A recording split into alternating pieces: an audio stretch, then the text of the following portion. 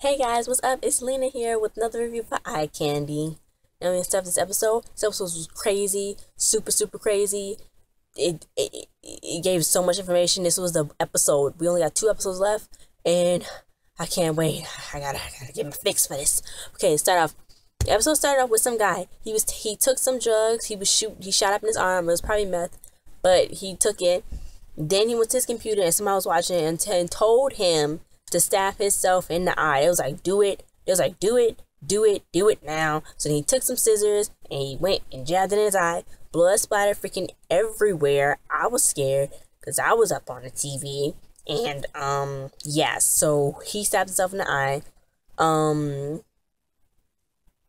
The guy was like, an eye for an eye. That's some guy that he was chatting with that told him to do it online because he was watching him. He's like, an eye for an eye. So then he did it. Then his video went up on that website, Babylon, that they was talking about last week, where you could buy anything and you want on it. That's where his site went up. So then the cybercrime unit was looking at the website for the Babylon stuff, and they found the video of the guy who stabbed himself in the eye. And the video is up there to buy. His name was Edward Kent. He's a model. And they went, so Tommy Yeager went to go talk. They was like, go talk to him. And then they was like, go talk to him. So then they went to go talk to the guy, and the guy said he was being mugged. He was mugged. That's how he lost his eye, but really he didn't, because they saw the video. So then they was like, Tommy was like, well, you was on mugged on East Street, right? Because we got surveillance video. Then he was like, no, I was mugged on the other street. Then he was like, what? And I was like, oh, okay. And he's like, well, sorry for bothering you. So then him and Tommy Yeager went out, and it's like, that's such a lie. And it's like, we're going to send him an email of more pictures so we can get able so Lindy can hack into his thing. And then Sophia, so the next thing was Sophia and Nikana. They was talking about Tessa and how she haven't seen her in 2 days. So then Sophia's going to talk to Tessa's parents, because, you know, Tessa is acting really crazy right now, and she's getting really creeped out. She's creeping me out too. So yeah. So then Lindy was going through the prostitution ads on the computer on Babylon, and she found a picture of Sarah, and then she was like, oh my god, Sarah. And then she called George, and so George can go get because George went to Lindy's apartment. Then Lindy sent him the picture so he can scan it to find anything on it. So he didn't match it with any other photos, and he said that it was real and it has been tampered with. He said he saw that the picture was dated 3 years ago and was shot in their hometown, because you can go see that on the picture and stuff. And he said that was a hidden file in the picture. So Lenny was wondering what was Sarah doing on Babylon. And then Tessa walked in and saw George and was like, well, I have a friend coming over soon, so when are you going to be gone? And he was like, you won't even know I'm here. So then cause I didn't know, because she's doing stuff, that's why. She's shady. So anyway, then George was like, I'm almost done. So then George sent Lenny the file, and it was Lenny's case file from when she was arrested. So Lenny was like, what is this? Why would they even do that? Oh no, the killer did that. So then they show 1 year ago when Lenny was going to meet up with, for the first time, was a guy named JJ, which was Bubonic, the undercover name. And she met George for the first time, and George was part of JJ's group, the Outliers, and they was hacktivists, and they would help when the system or the police and all that wouldn't do anything about it. So she needed help to find a sister, but they thought she was a cop, so they wanted her to prove she was a cop. So she did some hack stuff, and then she hacked in, and then George was like, done. I mean, time's up. So then she turned it around and she hacked into his original Instagram, and he was like, it's me. And she was like, I just went through all the web stuff and flip it, I got that. And I was like, okay, well, you've proven yourself. So then he was like, what's your name? She's like, Magnafly. And I was like, Magnafly. So then Tommy was watching her and got a call from Catherine. This is in a flashback. She walked out of the place. This is 1 year ago. Then he was like, yes, got it. So then he called Catherine. He was like, Catherine. He was like, I think we got her in. Then the flashback was over, because Catherine is the head of the cybercrimes unit, the lady with the braids. Yeah, the one who run everything. They've been watching her this whole time. So anyway, Lenny tried to see her records in the file, and it said access denied, insufficient permission. Current user does not have required security clearance to access requested documents. I'm just reading it word for word, because, you know, I'm so precise. Anyway, this is getting really crazy, because like they had a file. What? That's pretty smart what the killer did, but anyway. So then she tells George what the file said, and said it's redacted. So she can't read the original file, but the original file is on Catherine's computer. So George and Lenny think it's the killer, and George asks, "What do you want what do you want? You know, what do we do? Then she was like, we have to hack the cybercrime unit. Joe was like, I love it when you talk dirty to me. So then he saw Tessa was sleeping, and he left. And then Tommy says it worked. They are going to hack into a cancer computer, and they can record anything, see anything he goes on to. And they logged into his They saw that he was logging on to Babylon, and he's going through his stuff. And then he went back to delete one of the girls he purchased, because he purchased a million girls. So then he deleted her, and they took a screenshot and found her in a DMV, and they see there's something wrong with her eye. And then Lenny was like, an eye for an eye. Then they was like, there's a motive right there. And then Catherine wants to question her. So Tommy talks to Lenny, saying that she seemed distracted, really, because y'all creeping around, finding all her stuff and stuff. So, you know, her records. And then she says she's going to stay in Kent. It's going to do, like, so she said to hack into more.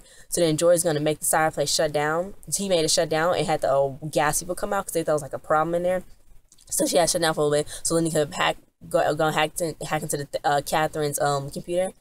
And then so then Catherine was talking to Lenny and tell her that she's impressed, and she wanted to make Lenny's place official, because they didn't do a good enough job, because they left her there, and they know she's a hacker, you know, that she wandered off a lot. And Tommy, she was like, oh, you know, don't leave her there. And then they was like, they were supposed to be checking the building, but they didn't check the building good enough to see that it was another human being in there. So a bell started ringing, and the whole team had to leave. Everybody had to leave out the building, and then the power people came to see if everything was all right. Then Lenny was inside of Kathy's office, you know, hacking to the computer. So then Tommy and Yeager, the detective Yeager, went to go talk to the girl who lost her eye, who had a messed up eye that Kent purchased before.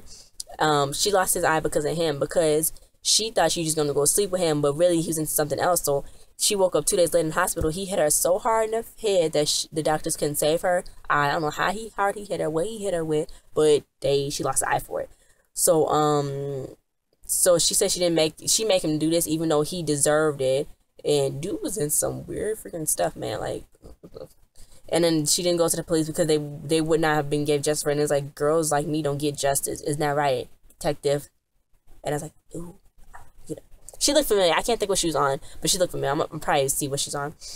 But so then they think she's lying to protect somebody else. So then they find out that she's Kent's, you know, assistant. That she's Kent's assistant's real sister. She just changed her name because they checked under Kent's assistant's name, Luca, on hospital records, and they see he checked somebody in the same night that she got checked in to the hospital. So they see that's his sister, and that he's probably the one that did it. So Lenny got into the stuff. Lenny got into the hacking, the what's her name's computer, and she herself to George, and she finds that she was under surveillance to get bubonic. She been on to us that whole time. They had all her pictures and stuff. So that's probably what the killer got all those pictures of from her, was from the cybercrimes unit. So then it's flashback time.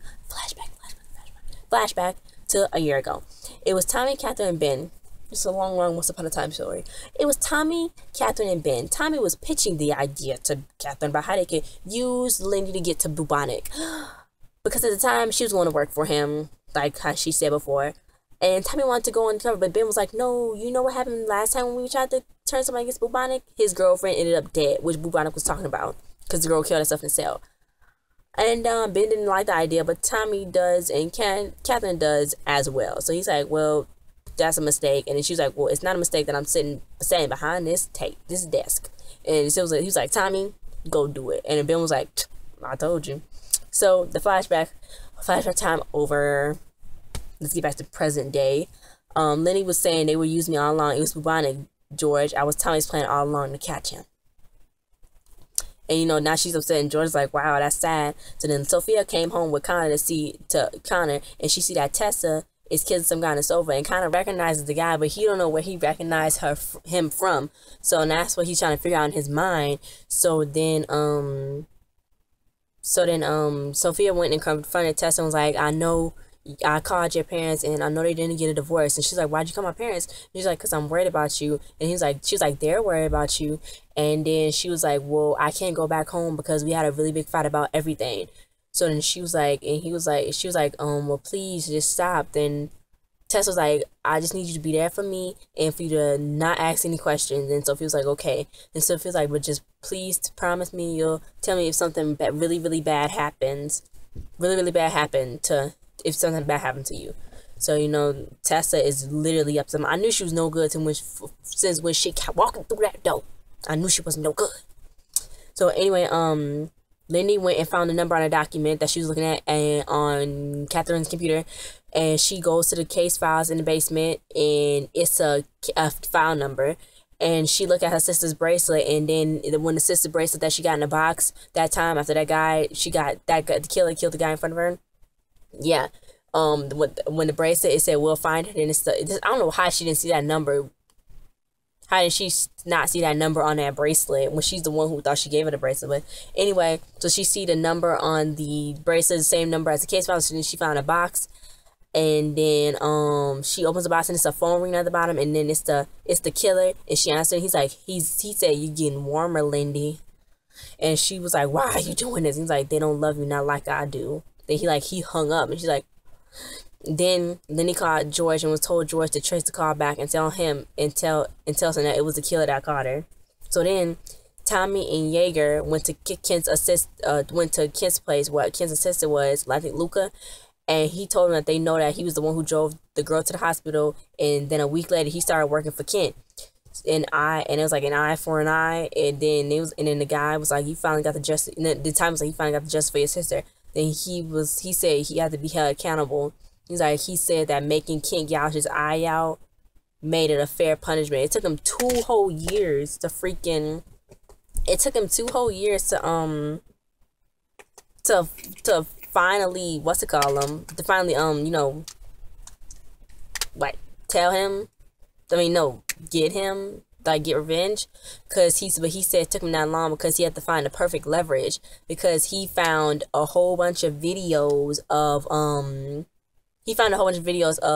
the girls that Kent purchased and what he did to them, and yeah, he would just watch them over and over and over again, and he was like they was like he was like, well, this don't have to be like this, he was like, you should be arresting him. Then it was like, we intend to, but we're gonna arrest you too. Then Tom was like, you don't have to end like this. He was like, you can help us find who run Babylon.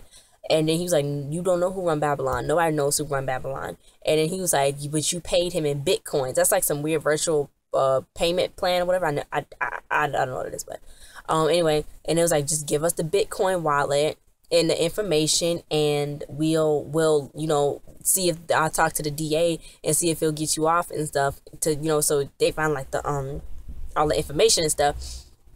I don't know if that's not gonna work, because again, this is all came to Lindy, and again, it's not gonna work like that. I don't know how they're gonna think that's gonna work, because I think they're just gonna hit a dead end with that Bitcoin thing, because it's probably gonna be an untraceable thing, so yeah. Well, I didn't get that. If he's the one who did it, who did the Luca pay? If he was the one that was already killing him, what? Huh? I don't know. Anyway, so they're gonna talk to DA and see if he can get him a deal or something. But after that, Nat, Lindy found a USB drive in the box, and she went and she plugged it into the computer, and it's the audio of when Tommy went undercover to go lure Lindy and stuff. So, flashback time! Once upon a time, it was 1 year ago, and Tommy was undercover inside of the club watching Lindy dance. He was just about to make a move, but then Ben came, and then he started talking to Lindy. Present time. Lindy's listening to the audio, not knowing that Ben had a wire and it was tapping the whole time. Back to flashback time. Tommy is mad. Ben is now talking to Lindy. Lindy and Ben talk. Then Lindy starts to leave, but then Ben is like, he wants her phone number. But then she says, I don't give out my phone number, but you can give me yours.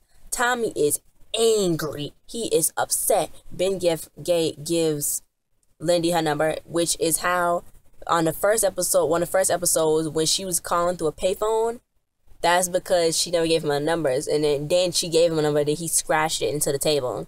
Yeah, so that's how that happened. So then Tommy's angry. Tommy and Ben was talking, and Ben was like, I know you're upset. Then Tommy was like, I'm not upset, I'm angry. Why would you do that? Then Ben said, because I don't trust you. And then Tommy was like, what, with her? And Ben was like, what, with knowing how hard you was going to push this? Tommy was like, because what happened with Bubana's girlfriend? Then Ben said, you took it too far, and we lost it because of you. And Tommy said, you think you can stay neutral? And Ben was like, I think I can do a better job than you can. Then Tommy says, well, I hope you're right, man. Flashback over. The end. Now, present time. Lindy was listening to the end part of what I just repeated, and George called Lindy and told her that they was coming into the basement. So she goes to the stairs and she fall. I don't know how, but she dropped everything. Then she see a necklace that Ben had gave to her. Back to flashback time. Once upon a time, it was Lindy and Ben, and they were laying in a bed. And he was telling her about this necklace that he wore, because she was like, you never take it off, you always wear it. And he was like, well, it's a Catholic thing, and if you wear it, you believe that if someone is up there watching down on you and keeping you safe. So he gave it to her because he wanted to keep her safe. He was like, so now I believe that he will keep you safe and sound. So he put it on her neck and stuff, and then they start kissing and stuff. And so she's keeping safe. Flashback over. So then present time, she figured out that she saw the next open sheet that it was a bug inside of it. Good job, Ben. Now she's like, get the memory shattered now. It's like poop now. So they was listening to her the whole time. She went into the dang it, my phone keep falling apart. She went into the like, I guess it was an interrogation room. She went to the interrogation room, and then she opened up a book of transcripts of every single episode. Episode. Every single conversation she ever had while she was wearing that necklace with everybody. So she went and she see that. So now she's like, she's reading off. So then they go to flashback time. She was reading off the part of when Bubonic had kidnapped her so he could talk to her, because he got to be in a secluded area. This is 1 year ago. This was after he turned bad, because at first she was gonna go work for him, but now she's not bad. Like now. So anyway, so they was talking and stuff. So then he was like, I got a client that's wanting to get some shipping company information. And so she was like, I'm not gonna work with you. And she was like, because you're a murderer and you turned bad. And then he was like, well, what happened if the client has some information about your sister? Would you do it now? Then she was like, and then it was like looking, and she was like looking, and then she had to think about it. And she's like, yeah, I would do it. So then I was back then, but she was gonna do it, but she didn't get a chance to do it because Ben arrested her. So she never got a chance to fully do the thing of do the thing.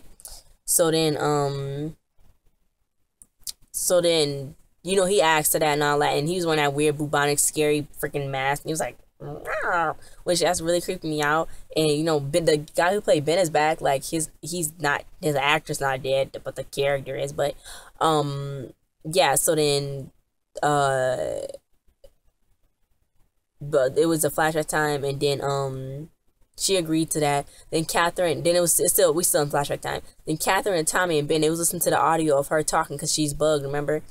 And when she was talking to Bubonic and Ben, and Ben is furious. I mean, he's like, ugh.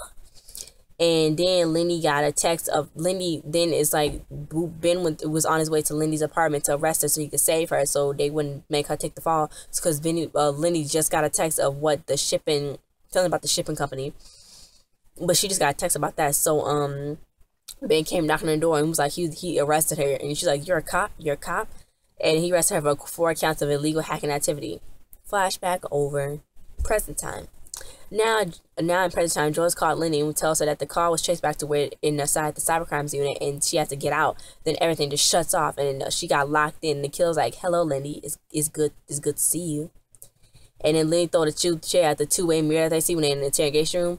It didn't break, obviously, because like plastic glass or something, whatever. I don't know. And then she was like, "Why are you doing this?" Then he says, "This is word for word. I wrote it down.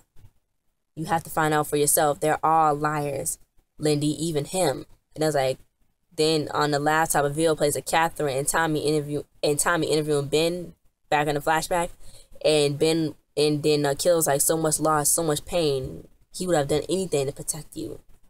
Then the video is playing, and then on the video is Ben talking in his interview 1 year ago, and was like, everybody has a limit, Catherine. Everybody has a limit, Catherine. Setting Lindy Sampson up, that's my limit. And Catherine says, if you haven't interfered, Lindy would have made this deal, and Bubonic would have been in prison. Ben says Bubonic is a psychopath. We wouldn't have not known what he have done to her. Catherine was like, you went against my orders. You fell in love with her. You compromised this whole operation. And then Ben was like, postal shipping. You were the client. You who contacted Bubonic. You couldn't get to him, so you used Lindy. And then Catherine says, and your point? I was like, sassy. And then he said, you pretend to have some information about her sister. Then she was like, who said I was pretending? Then he looked at Tommy and said, you knew about this? And Tommy said, yes. He's like, yes. And Ben says, well, it's so much for not letting anything happen to her. And Tommy's like, yeah, so much for staying neutral. Boom. Hit her with that one time. Yeah. Anyway, so then Tommy told Catherine that she should, not Tommy, Ben was telling Catherine that she should tell Lenny that she had info about her sister because, she really want to know what her sister is. So he said that he doesn't regret anything about what he did. Then the video went off, then the power came back on, and then the killer guy was gone. So then Lenny came out, and Tommy was like, I got information, we can finally find the killer. Then Lenny was like, you lied to me. You and Catherine tried to set me up and been arrested to save me from you two. You used me to get to Bubonic. You used my sister. Then Tommy was like, you don't understand. That was before I really knew you. Then Lenny was like, what do you know about Sarah? Then he said that Catherine found a case about a man that was abducting girls and think that Sarah was a part of it. But she refused to say anything else about it. Lenny said, it's over. Whatever this is, whatever we got, is done. I'm done. I said, go. You leave. You're going to need him like 2 more episodes, though. So then Sophia was at the club with Connor. Then she was on the phone with Tessa, and then they was talking, and Tessa's looking in Lenny's clothes and taking Lenny's clothes and stuff. And Connor remembered that the guy that was with Tessa earlier was one of the guys that Lenny met up with on Flirtual. Sophia's looks on, then she was like, well, Sophia's like, well, isn't that a coincidence? She was like, no. Then Sophia looked on Connor's phone on Flirtual to see if Tessa's on, and she finds Tessa's profile page, and they see that Tessa's dating all the guys that Lenny met in the app, and is wearing Lenny's jacket in her profile picture. She's trying to steal Lenny's life or something. What's wrong with her? I knew she was bad from the start. That's why she wanted George to leave. So then and Lenny's jacket and profile picture. So then Lenny was watching Catherine in her house, creep, and Sophia tried to call Lenny, but she didn't. But Lenny hung up. So the killer was like, the killer was going into the bar where Tessa was, because she's meeting up with the killer, but she don't know he's the killer, but she might do know he's the killer. But she's like, here we go again. That kitty excitement. Anticipation. I already know you're not the one. You're the imposter, the knockoff, the fake. Tessa was at the bar. She's like, hi, I'm Tessa. You want a drink? I was like, she's gonna die. So then that was the end of the episode. But down the preview is somebody's body's being buried. Lenny's asking Catherine, what do you know about my sister? Abduction. And then Sophia needs help. She's screaming, help, help. Catherine is being attacked by the killer. They said the killer will be revealed. Catherine's being attacked because Catherine's gonna rip off the killer's mask. I don't know who it is. But we got 2 more episodes left, guys. 2 more episodes. Oh my God. I haven't heard if it got renewed or not, but somebody please tell me if it got renewed, because like I'm embedded into this show. Like I was telling you, it all connects to Lindy, as it always does. All connects together. It's like a little freaking hexagon beehive, whatever. It all connects to her. Boom, boom, boom. So that was the review, guys. Thanks for watching. Like, share, subscribe, and comment. Since everybody knows, since everybody from my eye candy in this box right here. Everybody from my eye candy in this box right here. Yeah, this is pretty much it. I cannot wait for next week and then the week after that. Check out all my other reviews that we do on the on the channel. And bye. Peace out, my scouts.